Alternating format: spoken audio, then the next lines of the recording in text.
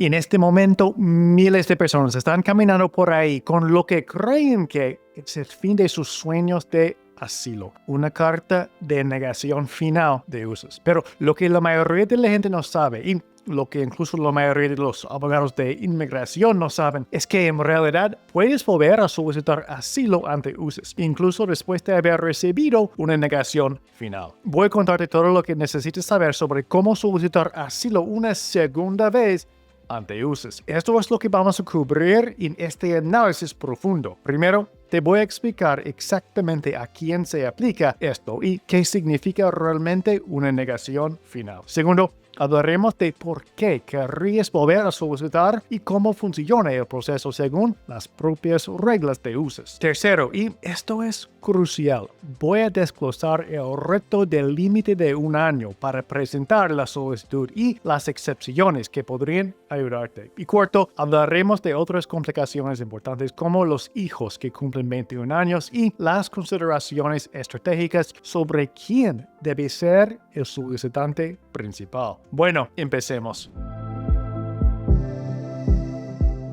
Soy Brian Manning y pasé 11 años trabajando para las dos principales agencias del gobierno encargadas de asuntos de asilo y refugiados. Adjudiqué miles de solicitudes de inmigración durante mi tiempo en el gobierno, pero ahora, como abogado de asilo, ayudo a inmigrantes en todo el país a asegurar su futuro en Estados Unidos a través del asilo. Muy bien, parte 1. ¿De qué estamos hablando exactamente y a quién se aplica esto? Hoy estamos hablando de la posibilidad de seguir con tu caso de asilo aunque hayas recibido lo que se llama una negación final. No una remisión a la Corte de Inmigración, no un aviso de comparecencia, sino una negación final emitida por UCES. Aclaremos a quién se aplica esto, de quién estamos hablando exactamente. Nos enfocamos en personas que solicitaron asilo afirmativamente ante UCES, tuvieron su entrevista y recibieron una decisión negativa. Pero aquí está la clave. En lugar de ponerte en procesos de deportación, UCES te envió un aviso de intención de negar, lo que llamamos una NOID por sus siglos en inglés. Puede que hayas o no respondido a ese NOID, intentando cambiar su decisión, pero en última instancia decidieron en tu contra y te dieron lo que se llama una negación final. Esta carta básicamente dice, no te vamos a dar asilo, pero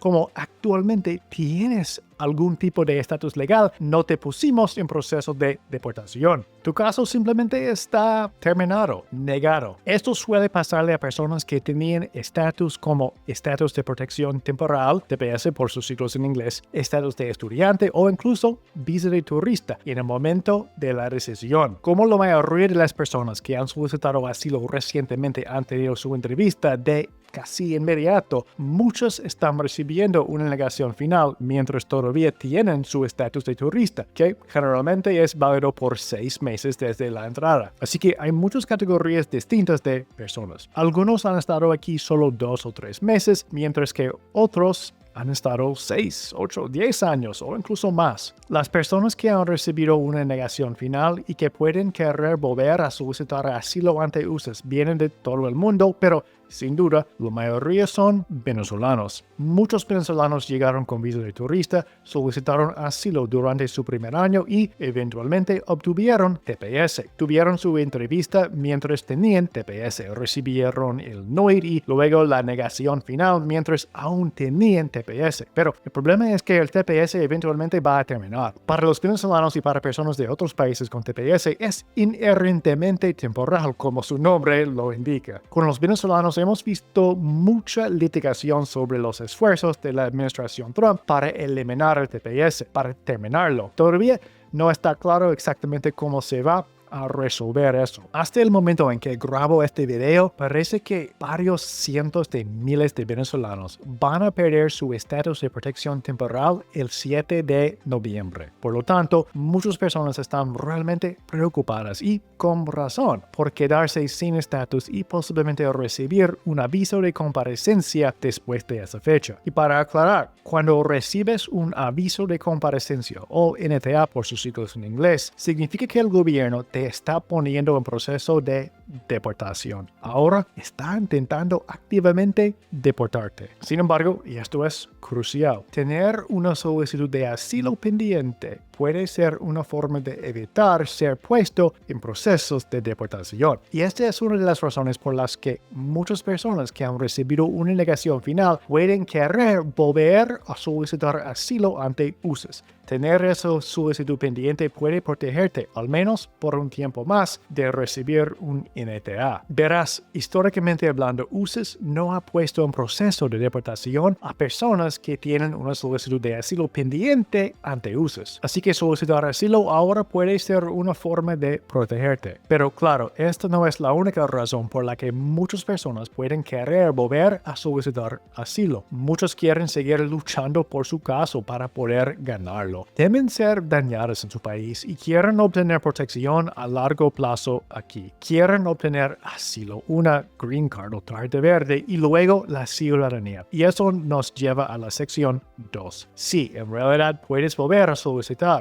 Esto es lo que dice UCES. La buena noticia es que sí, y para gran sorpresa de muchas personas, en realidad puedes volver a solicitar asilo ante UCES incluso después de una negación final. El manual de procedimientos de asilo afirmativo, que son las reglas que sigue UCES, dice explícitamente que puedes volver a solicitar asilo incluso después de una negación final. En la página 222 del AAPM, por sus siglos en inglés, dice que alguien a quien se le haya negado el asilo en corte de inmigración no puede volver a solicitar asilo a menos que establezca las llamadas circunstancias cambiadas. Pero luego continúa diciendo que en realidad una negación previa de asilo por parte de un oficial de asilo no invoca la prohibición de presentar una nueva solicitud de asilo. Así que si te negó la oficina de asilo, entonces sí, puedes intentarlo de nuevo. El AAPM además da instrucciones sobre cómo procesar estos casos, pero debo serte honesto, parece bastante difícil ganar en esta circunstancia por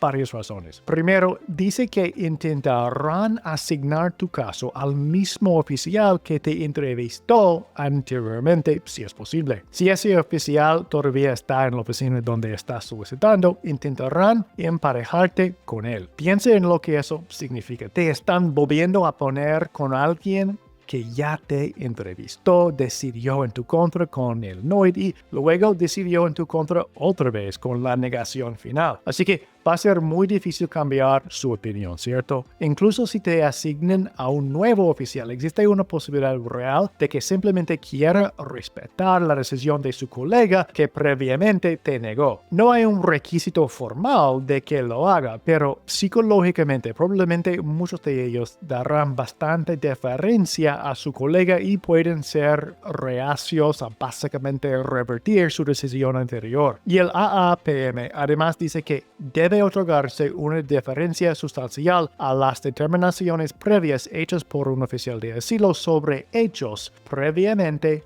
establecidos, incluyendo hallazgos de credibilidad, a menos que exista un error claro. Bueno, ¿qué significa eso? Bueno, parece que probablemente no tendrás la oportunidad de volver a contar toda tu historia. Más bien, parece que se basarán en gran medida en el relato que diste durante tu entrevista anterior. No está claro cuánto, a la luz de esta guía, te permitirán en tu segunda entrevista ampliar lo que dijiste, al menos en lo que respecta a los hechos ocurridos mientras estabas en tu país. Y si la primera vez te consideraron no creíble, esa determinación probablemente se mantendrá según esta guía. Ahora, quiero enfatizar que creo que aún te escucharán completamente respecto a cualquier cosa que haya ocurrido después de tu entrevista anterior que indique que estás en riesgo. Si hay nuevos acontecimientos que muestren que todavía estás en peligro, bueno, eso será tomado en cuenta. Además, el nuevo oficial debe hacer un nuevo análisis legal, lo cual podría beneficiarte. Puede ver las cosas de manera diferente en cuanto a cómo aplicar los hechos a la ley y llegar a una conclusión distinta sobre tu elegibilidad para el asilo. También es posible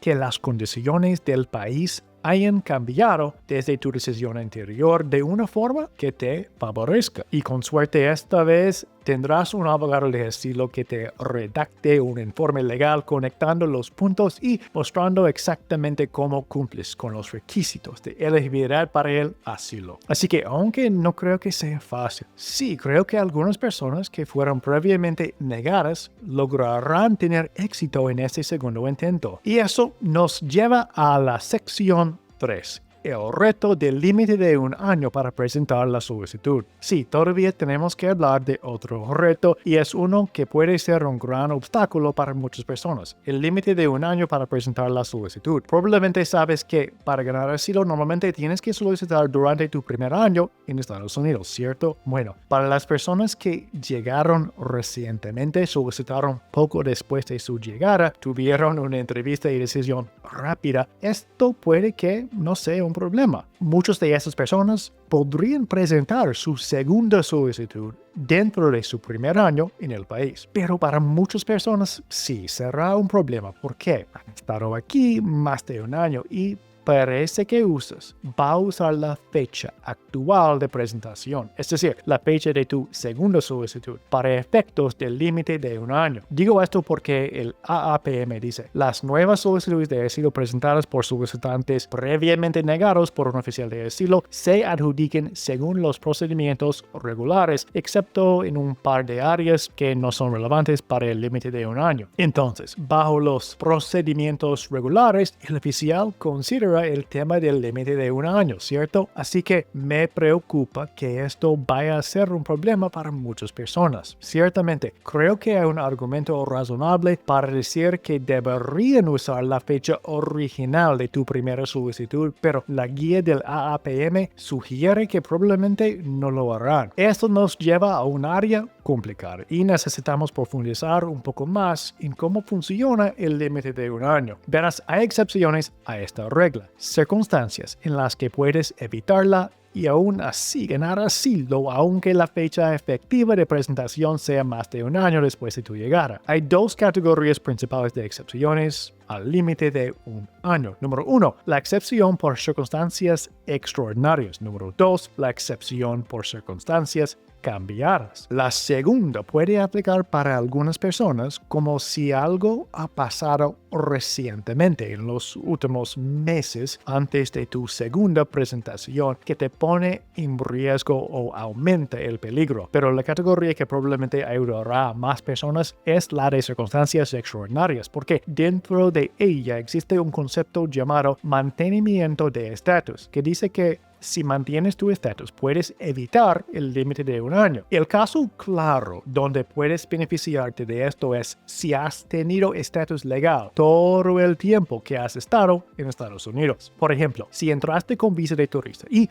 obtuviste TPS aprobado mientras esa visa aún era válida y todavía tienes TPS y nunca hiciste nada que violar tu estatus, de modo que has tenido cobertura legal todo el tiempo. Entonces, si estás presentando ahora, mientras aún tienes estatus, definitivamente estarás cubierto por esta excepción de circunstancias extraordinarias por mantenimiento de estatus. Entonces, estarás bien, evitarás el límite de 1 año. Lo que no está tan claro es si puedes beneficiarte de esta excepción si hubo una brecha en tu estatus, si caducó en algún momento. Por ejemplo, tal vez hubo un periodo en el que tu TPS terminó y solicitaste renovarlo, pero hubo un tiempo en el que no tenías estatus válido antes de que aprobaron la renovación. Verás, la política de usos no deja claro si necesariamente debes haber mantenido estatus continuo e ininterrumpido para beneficiarte de esta excepción por mantenimiento de estatus. Tampoco está claro el efecto de tener una solicitud de inmigración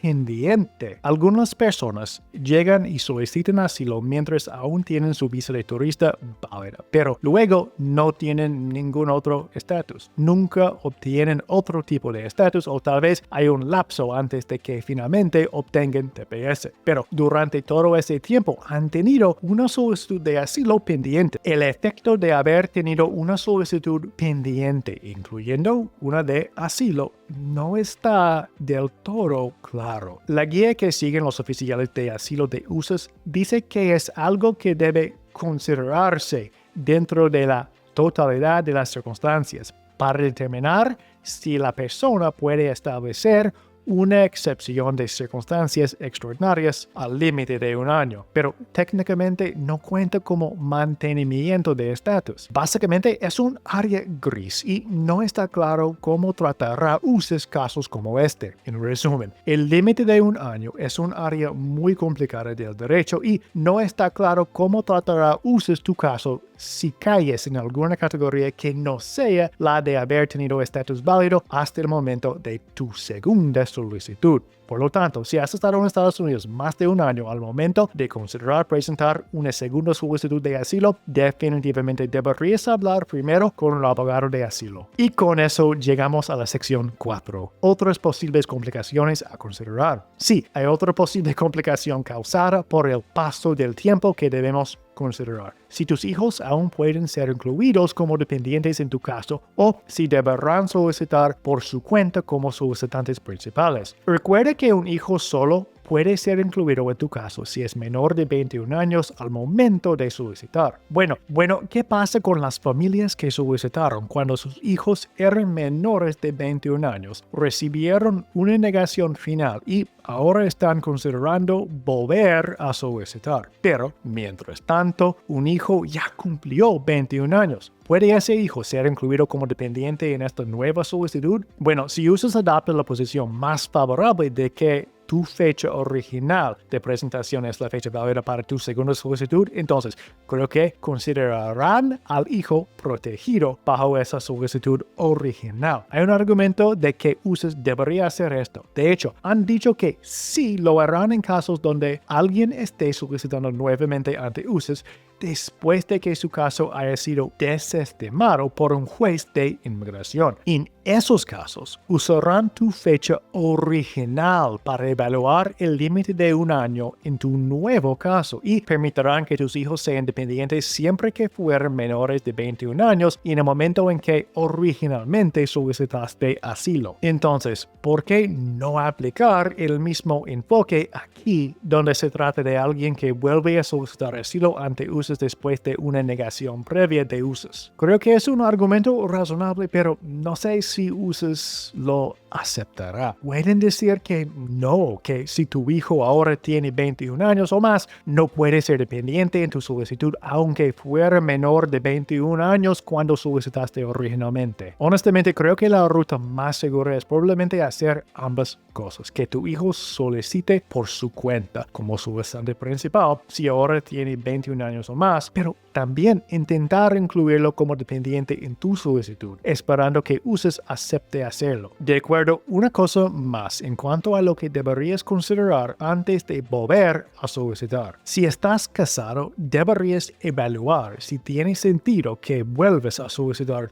tú como solicitante principal o que en su lugar tu cónyuge solicite ahora como solicitante principal con tú como dependiente en el caso. Hay consideraciones estratégicas que deben analizarse antes de proceder. Por ejemplo, tal vez tu cónyuge tenía un caso más fuerte desde el principio. Tal vez ha habido circunstancias cambiadas que afecten más directamente a tu cónyuge que a ti. O tal vez tu cónyuge tiene más probabilidades de beneficiarse de la excepción de mantenimiento de estatus que tú. Esas son las cosas que deben analizarse cuidadosamente con el abogado de asilo. Y finalmente, sección 5. Mi evaluación final. Mira, te he dado mucha información, así que déjame darte mi opinión honesta sobre todo esto. No puedo enfatizar esto lo suficiente. Este es un tema complejo, con consecuencias reales. La decisión de presentar una segunda solicitud de asilo después de una negación final no debe tomarse a la ligera. Pero para muchas personas, especialmente aquellas que enfrenten el fin del TPS o que no tienen otras opciones migratorias, esta puede ser la mejor vía a seguir. La clave es trabajar con el abogado de asilo con experiencia que pueda evaluar tu situación específica y ayudarte a preparar el caso más sólido posible esta segunda vez. Porque esta es la realidad. Si vas a hacerlo, tienes que hacerlo bien. Tienes que abordar las debilidades que existían en tu primera solicitud. Tienes que presentar nueva evidencia si es posible. Tienes que explicar cualquier cambio en las circunstancias. Y tienes que estar preparado para un oficial que quizás ya esté predispuesto a negarte. Eso no es fácil, pero tampoco es imposible. El tiempo puede ser esencial. Debido a las complicaciones del límite de un año, puedes estar en una carrera contra el reloj sin darte cuenta. Bueno, si estás listo para dar el siguiente paso y obtener ayuda con tu caso de asilo, llama a mi oficina hoy. El número es 713-909-0401 y recuerda, ayudamos a personas en todo el país, así que no importa dónde vives. Llámanos ahora para programar una sesión de estrategia de asilo para que podamos ayudarte a asegurar tu futuro en Estados Unidos a través del asilo. De nuevo, yo soy Brian Manning y es un honor servirte en tu viaje hacia el asilo.